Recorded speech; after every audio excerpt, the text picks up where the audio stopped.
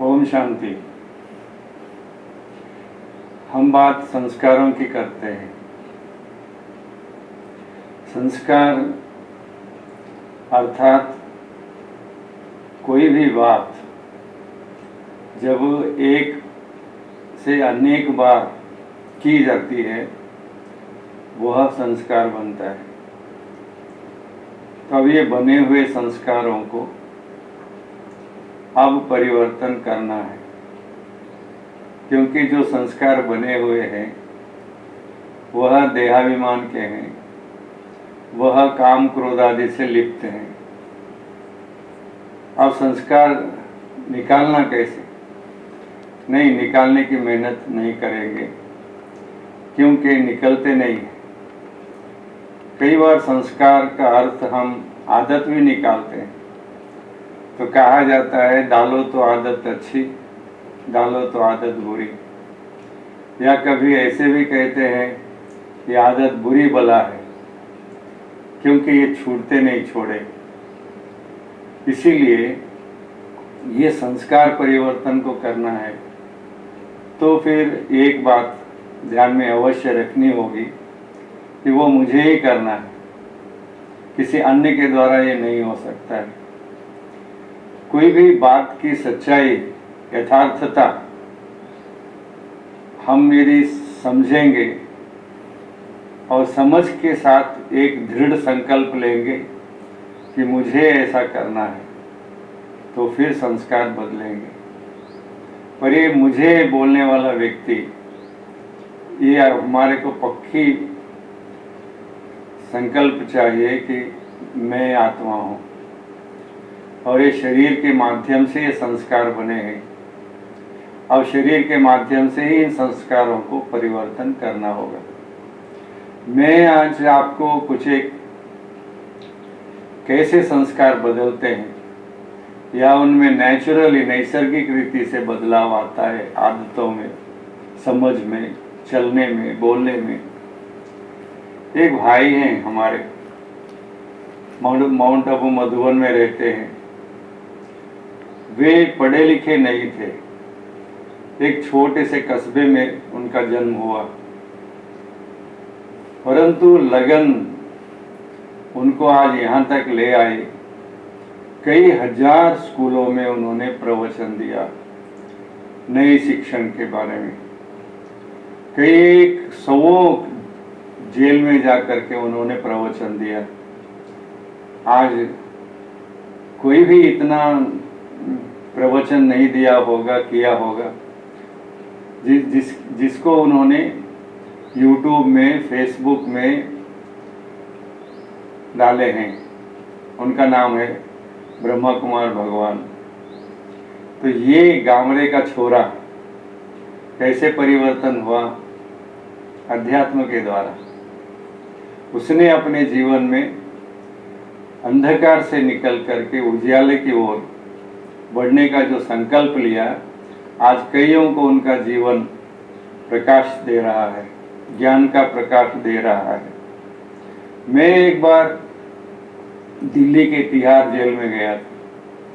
वहाँ जब किरण बेदी जी थी तो उन्होंने एक बहुत बड़ा बैरक ब्रह्मा कुमारी बहनों को दिया।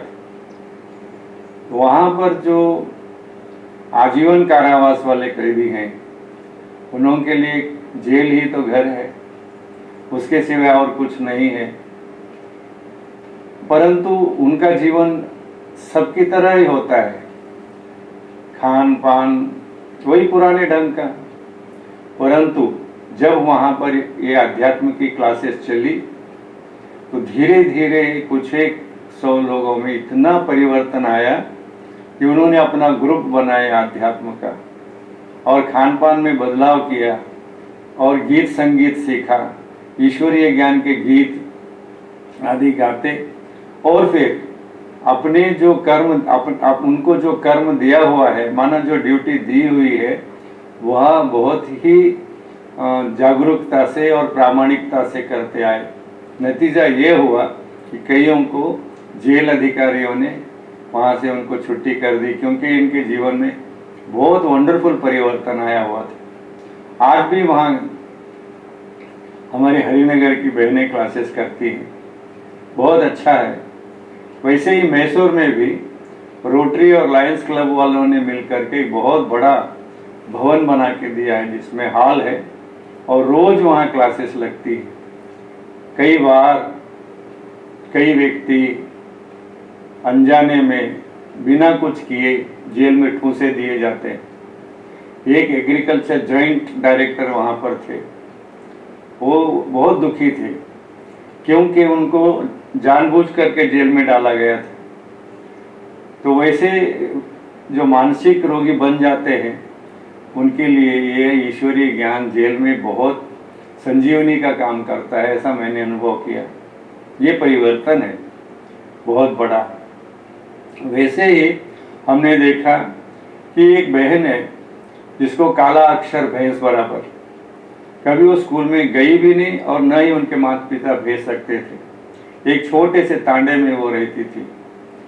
किसी ने, उनके संबंधियों ने, एक ने उसको आश्रम में ला करके ये कह करके छोड़ा, ये झाड़ू पोछा लगाएगी, कपड़े धोएगी, बर्तन मांजेगी, आप इसको रख लो। दो एक बार मना करने के बाद भी उन्होंने रखा और नतीजा ये हुआ कि वो सारा काम करते करते बीच में टाइम निकाल करके, रात को टाइम निकाल करके अक्षर ज्ञान लिया और वो अब इतना अच्छा मुरली पढ़ती है, क्लासेस करती है और केंद्र को सबसे अच्छा वो चला लेती है। ये हमको वहाँ देखने में आया है। तो वो अब देखते हैं जहाँ कहीं भी कोई केंद्र नहीं चल पा रहा है तो उस बहन को भेजते हैं और वो केंद्र अच्छी रीति संभाल लेती, खर्चा भी संभालती है, सेंटर का किराया भी देती है, फ़ोन बिल भी देती है, सभी कर। तो ये परिवर्तन, ऐसा परिवर्तन आपको हजारों लाखों बहनों में दिखाई देगा, भाइयों में दिखाई देगा, एक दो की बात नहीं है। वैसे ही आप देखेंगे कि आज विदेश है, उनको चाय और पानी की खबर नहीं होती है जितना लिकर और मीट की होती है। उनके जीवन में शराब और मांस बस यही है।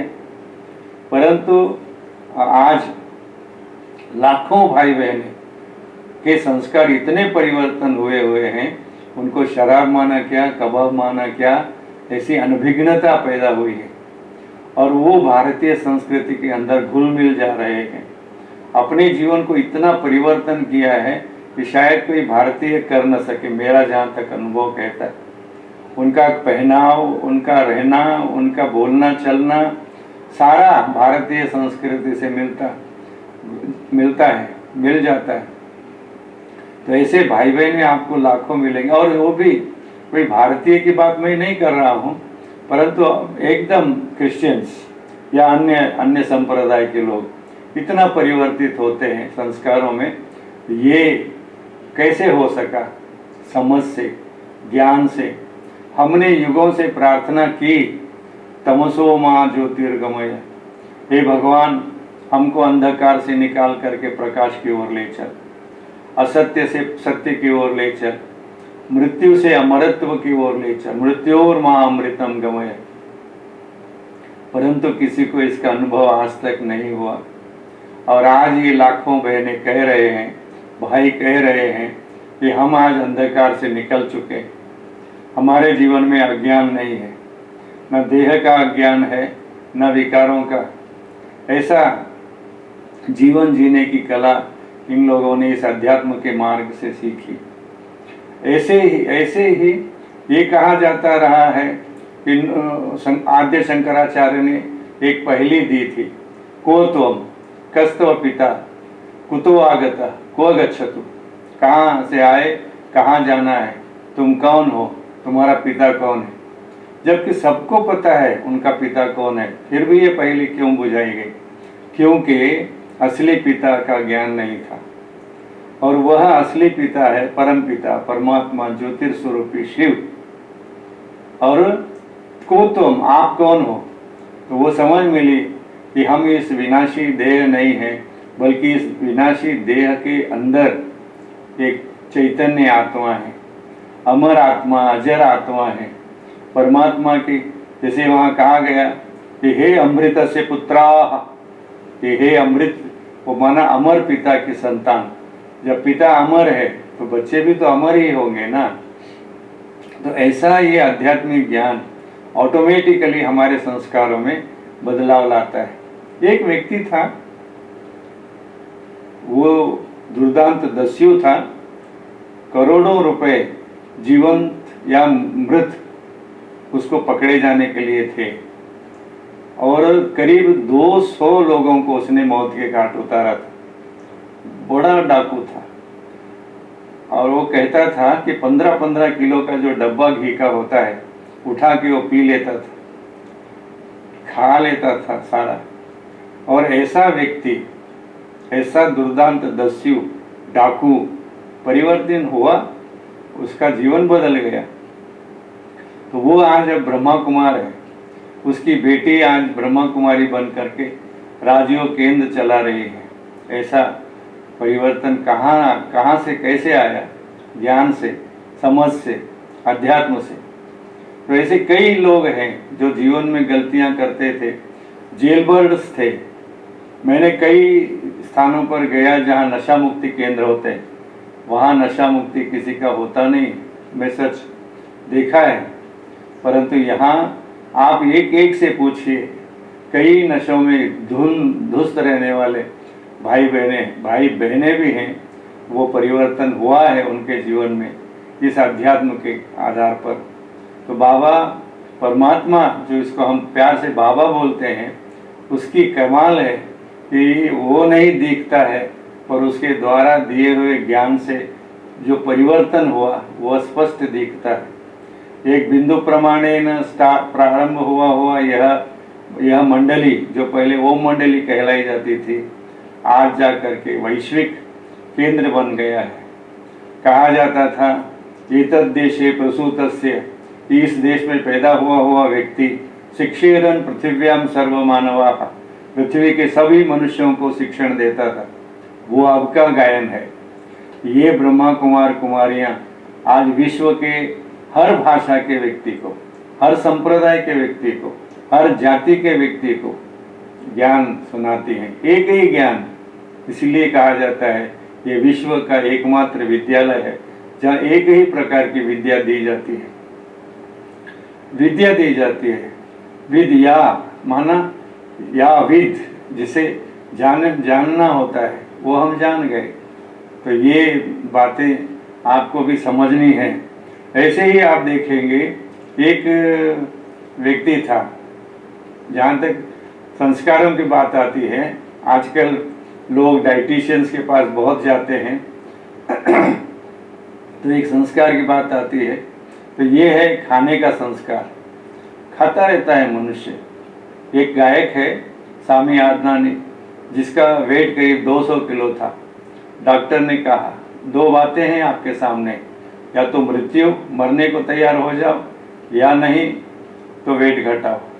तो वो वेट घटाया। स्मार्ट लगता है, तो उसके लिए संस्कार चाहिए, दृढ़ संकल्प चाहिए, जिद्दोजहद चाहिए, वो हम देखते हैं। तो ऐसे ही हम देखते हैं, एक व्यक्ति था जो छुटपन से ही खाने की आदत वाला, कहाँ सूखा गुलाब जामुन मिलता है, कहाँ फीका पेड़ा मिलता है, कहाँ रसदार जलेबी मिलती है, कहाँ राबड़ी मिलती है, ये उसकी ढूंढ होती थी और वहाँ जा कर के वो ये सेवन करता था होटल। परंतु जब उसको आध्यात्मिक ज्ञान मिला, उसको वो सब बातें छूट गई। आज करीब 52 साल हो गए, वह कभी होटल में गया नहीं और इन मिठाइयों के पीछे पड़ा नहीं। वो व्यक्ति और कोई नहीं, मैं हूँ। और एक व्यक्ति जो सिनेमा का कीड़ा था, करीब जब वो बेंगलोर में था ज्ञान मिलने के पहले, 15 दिन में उसने 20 सिनेमा देखे। एक दिन उसने दादी प्रकाशमणि की क्लास सुनी। सिनेमा माना सिन की माँ, पाप की माँ, सारी बुरी आदतों की जड़ वहाँ से है। बाबा भी कई बार कहते हैं, बच्चे ये सिनेमा में जो जाता है वो भिखारी हुए बिना रहता नहीं है। तो हाँ, विकार की बात तो नहीं थी, परंतु क्योंकि उस समय हमारी उम्र बहुत छोटी थी, उस छोटी उम्र में भी हम इतना सिनेमा देखते थे। पर वही व्यक्ति मैं हूँ। तो कैसे इस ज्ञान में आने के बाद मेरे से सिनेमा छूट गया, ये होटल आदि छूट गए और फिर इस मार्ग पर चल नहीं पड़े, बल्कि हजारों व्यक्तियों को चलाने की ताकत भी हासिल की। इस प्रकार से एक बहन है जो बहुत कम पढ़ी लिखी है, समझिए वो पढ़ भी लेती, क्या करती, परंतु आज मैं कभी दिल्ली गया तो वो जिस केंद्र को चला रही है उसका केंद्र का किराया 80,000 रुपये है। लाइट बिल, फ़ोन बिल तथा अन्य खर्च अलग हैं, परंतु उसको कोई टेंशन नहीं है। वो कहती है अध्यात्म एक बल है, एक कला है, हम किसी से भीख मांगे बिना, किसी से चंदा पट्टी किए बिना ये कार्य हम करते हैं, उसका कहना है। तो ये वो उम्र में कोई ज़्यादा नहीं है, छोटी उम्र में ही वो ज्ञान में आई थी, इस समझ में आई थी। तो ऐसा मैंने देखा कि ये संस्कार कैसे परिवर्तन होते हैं, और परिवर्तन का सिर्फ और सिर्फ एकमात्र आधार है आध्यात्मिक ज्ञान, आध्यात्मिक समझ, आध्यात्मिक प्रशिक्षण। और यह अध्यात्म कोई मनुष्य के द्वारा दिया हुआ होता तो मैं निश्चित कह सकता हूँ कि ऐसा परिवर्तन कदापि नहीं आता था। ये तो साक्षात परमात्मा का ज्ञान है, परमात्मा हम बच्चों को ज्ञान देता है। तो ये कमाल तो बाबा की है। लोग कहते हैं कि भाई ये तो ऊपर वाले की कमाल है, तो अब वो ऊपर वाला नीचे आ चुका है और वह ये समझ दे रहा है कि मीठे मीठे बच्चों, अपने को आत्मा समझ, मुझ बाप को याद करो तो तुम्हारे सब विकारी संस्कार जन्म जन्मांतर के भस्म हो जाएंगे, बदल जाएंगे, और तुम, जैसे कहा जाता है, a saint was born from the ashes of the sin. तो यह माना पापी के राख से एक पुण्यात्मा का जन्म हुआ। तो ऐसा एक का नहीं, हजार का नहीं, आज लाखों करोड़ों व्यक्ति हैं जो इस प्रकार के पवित्र जीवन को अपनाते हैं और अपनाने की प्रेरणा देते रहते हैं। तो इसीलिए इस अध्यात्म में, इस ज्ञान में, इस राजयोग में इतनी ताकत है कि कहा जाता है संस्कार बदले न बदले, या रस्सी जल गई पर बल नहीं गया, ऐसा देखने में आता है, सुनने में आता है, परंतु हमारे पास ये सारा परिवर्तन देखने को मिलता है।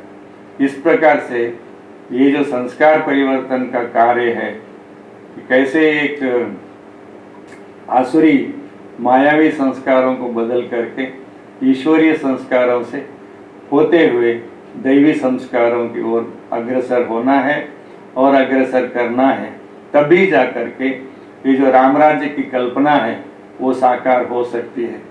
क्योंकि एक राम ही देवता नहीं था, बल्कि कहा जाता है राम राजा, राम प्रजा, राम सारा संसार है। तो सारे संसार में जब उस समय राम राज्य में राम ही राम था, तो वहाँ रावण का कोई काम नहीं था। तो ऐसे रावण राज्य से परे एक राम राज्य में हमको, आपको, सबको चलना है। उसकी तैयारी के लिए भगवान पिता परमात्मा ने सारी व्यवस्था की हुई है। हमको निमित्त मात्र बनना है, हमको कोई मेहनत नहीं करनी है, मेहनत सारी उसकी है, मगर नाम हमारा, जैसे गीता में कहा गया है, मया एव, मैंने ही ये सब किया, ईश्वर ही सब करता है, परंतु हमारे माध्यम से। यह एक समझ हमारे अंदर आ जाए तो हम बहुत कुछ कर सकते हैं और बहुत कुछ करा भी सकते हैं। ओम शांति।